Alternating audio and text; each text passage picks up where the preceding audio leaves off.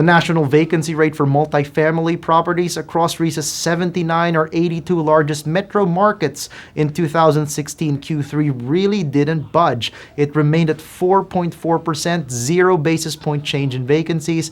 But that's actually good news because given the kind of influx of new supply that's happening, we encountered all close to 40,000 units that came online in the third quarter of 2016 when landlords typically try to take advantage of seasonal strength to bring new products to market. Well, it's good news that the vacancy rate held steady. It's an indication that demand is remaining somewhat robust enough to absorb a lot of these units that are coming online.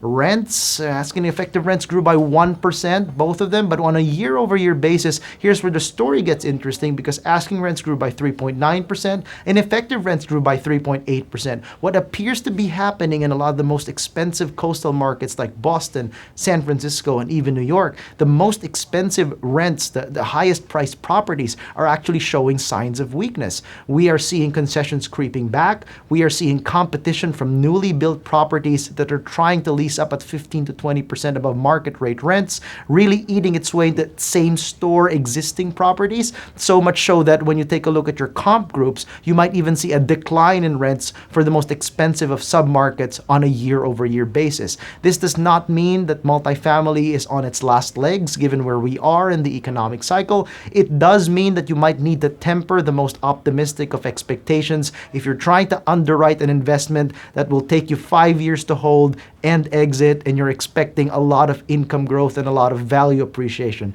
That might not happen at this point in time, even though you might be able to eke out relatively healthy levels of rent growth depending on where you are.